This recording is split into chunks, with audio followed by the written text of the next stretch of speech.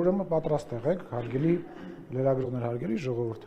Ադրբեջանական պատվիրակությունները այցելելու են Հայաստան, հայկական պատվիրակությունները այցելելու են Ադրբեջան, իհարկե կան հարցեր, որոնք պետք է քննարկվեն, մասնավորապես մեր գերիների պահվող անձանց մասին հարցը, որը որ մեծագույն պրոբլեմ է,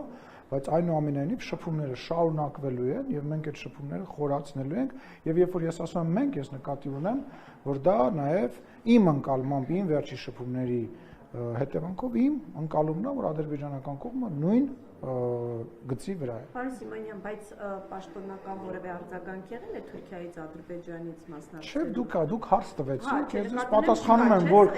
որ հրավերը բոլոր երկրներին է, որոնք որ մասնակցել են, մենք ակնկալում ենք այնուամենայնիվ, չեմ համարում, որ սա վերջնական պատասխան է, մենք ակնկալում ենք, որ թե Ադրբեջանի, թե Թուրքիայի նախագահները այդ միջազգային մեծ կոնֆերանսին, որտեղ մասնակցել են բազմաթիվ երկրների ղեկավարներ, ներկա կգտնվեն, մենք էլ ամեն ինչ կանենք, որպեսզի ապահովենք ամեն ինչ, որպեսզի իրանց համար ստեղ կեղծ տպավորություն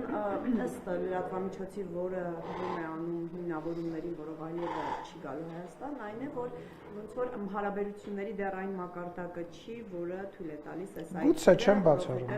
Խաղաղության պայմանագիրը դեռ վերջնական Չեմ բացառում, բայց ոչ պաշտոնական բան մեկնաբանելը որքանով է ճիշտ։ Հիմա որ գար ասելու եք, ըհը, հիմա էլ Ալիևն է գալիս Երևան, հիմա չի գալի ասում եք, վայ, բայց չի գալի, հիմա ո՞րն է։ Կարող անվտանգության խնդիր ունի։ Չգիտեմ, ես չեմ կարծում, որ նման հարց պետք է բարձրանա, մեր պաշտոնյաները նույնպես այցելել են Ադրբեջան եւ էլի պաշտոնյաներ կան, որոնք Հայաստան են այցելել, վերջերս падգամավորներ եկան Հայաստանի Հանրապետություն, այնուամենայնիվ այդ սառույցը պետք է կոտրել, այդ սառույցը կոտրվում է